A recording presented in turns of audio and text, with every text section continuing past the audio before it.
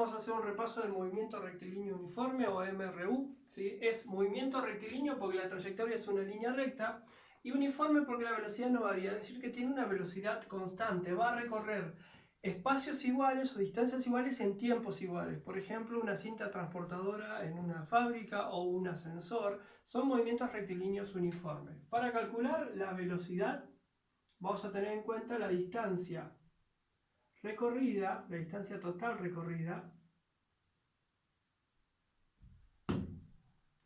dividido el tiempo total empleado.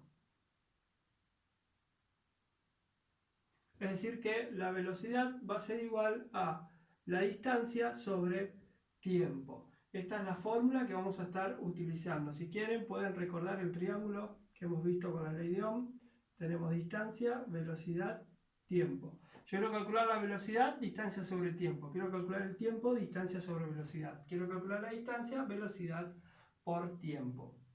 Las unidades que vamos a estar usando van a ser metros sobre segundo o kilómetros sobre horas. Este movimiento lo distinguen dos gráficas. La gráfica de la velocidad sobre el tiempo, la distancia sobre el tiempo. Siempre vamos a poner sobre el eje de las X el tiempo porque es algo que no varía. Como la velocidad es constante, la gráfica de velocidad por tiempo me va a dar una línea paralela al eje del tiempo. Y la gráfica de la distancia sobre el tiempo me va a dar una función lineal, una gráfica lineal. Veamos ahora. Para esta gráfica, si yo tengo esta gráfica, yo sé que esta área de acá, ese área,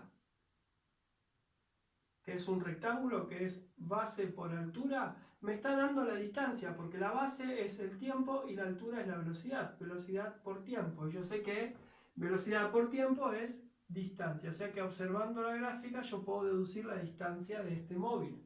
También, si yo observo la gráfica de distancia sobre el tiempo, y tengo en cuenta esta elevación de acá, esa elevación se llama pendiente y la pendiente se calcula haciendo el cociente de la elevación sobre el avance. Y acá la elevación, que es lo que tengo acá, es una distancia y el avance, lo que tengo ahí es tiempo, o sea que voy a tener distancia sobre tiempo. Y distancia sobre tiempo no es otra cosa que la velocidad, o sea que la pendiente en esta gráfica me está dando la magnitud de la velocidad. Y ahí tenemos las dos gráficas que se relacionan con el movimiento rectilíneo uniforme. Muy bien, ahora vamos a ver el movimiento rectilíneo uniformemente variado o MRUV. Es movimiento rectilíneo porque su trayectoria también es una línea recta y es uniformemente variado porque la velocidad varía en forma constante. Cada vez que la velocidad varía en módulo, dirección o sentido, aparece lo que conocemos como aceleración. Es decir que la aceleración va a ser igual a la variación de velocidad en función de la variación del tiempo. Esa aceleración, por ejemplo, yo digo una aceleración de 2 metros sobre segundo al cuadrado. ¿Qué quiero decir con esto? Esto es igual que poner 2 metros sobre segundo dividido segundo, es decir, dividido un segundo.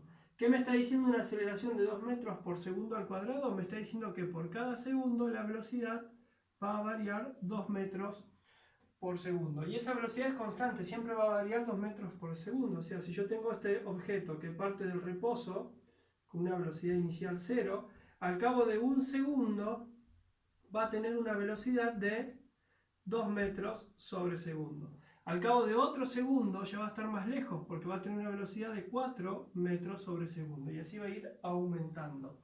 Entonces, para calcular la velocidad, yo puedo hacer el triangulito como hicimos anteriormente. Pongo la velocidad, la aceleración y el tiempo. Entonces, aceleración es velocidad sobre tiempo, tiempo es velocidad sobre aceleración y velocidad es aceleración por tiempo. Las unidades metros sobre segundo al cuadrado, kilómetros sobre horas al cuadrado. Ahora bien, las gráficas tenemos, como la aceleración va a ser constante porque el cambio de velocidad es constante, la gráfica de la aceleración en función del tiempo va a ser una línea paralela al eje del tiempo. Y esta área que yo tengo acá, que es un rectángulo que va a ser base por altura, aceleración por tiempo, no es otra cosa que la velocidad. Toda esa área va a ser la velocidad. Por otro lado, la gráfica de la velocidad sobre el tiempo va a ser una función lineal y la pendiente de esa función lineal va a ser igual a la magnitud de la aceleración, ¿sí? Porque yo tengo que, partiendo de este punto en donde la velocidad inicial es 0, ¿sí? Y el tiempo inicial es 0, yo voy a tener que la pendiente va a ser elevación, que es velocidad, sobre avance, que es tiempo. Y esto no es más que la aceleración. Muy bien, teniendo en cuenta que la aceleración es la variación de velocidad sobre la variación del tiempo, y si yo considero un tiempo inicial igual a 0, esta fórmula de acá me va a quedar así. Velocidad final menos velocidad inicial sobre tiempo. Y esta es una fórmula que vamos a estar utilizando. También de esta fórmula yo puedo despejar la velocidad final.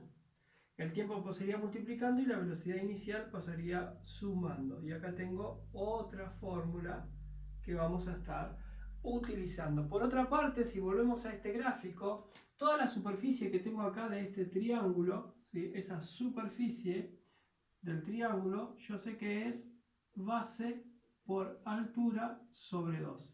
Y si tengo en cuenta, esa superficie va a ser igual a la distancia recorrida. ¿Por qué? Base es el tiempo y altura es la velocidad.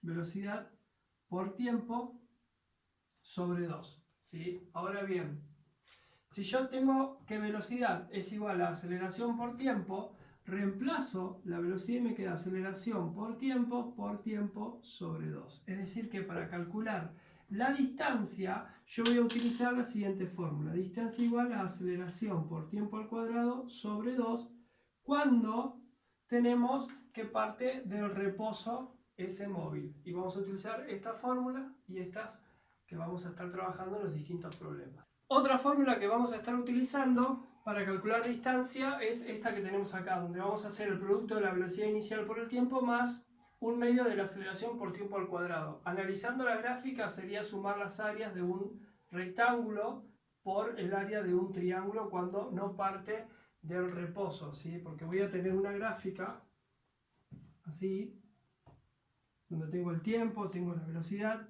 y vamos a suponer que parte de una velocidad inicial acá, y acá tengo una velocidad final. Entonces esto se mantiene, y lo que voy a tener debajo de esa velocidad va a ser el área de este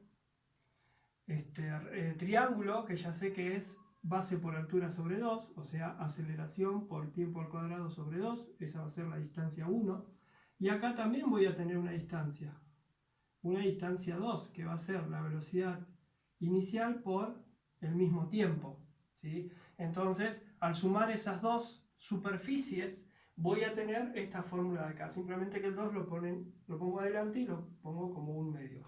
Recuerden que si la variación de velocidad es positiva, quiere decir que hay una aceleración. Si la variación de velocidad es negativa, hay una desaceleración.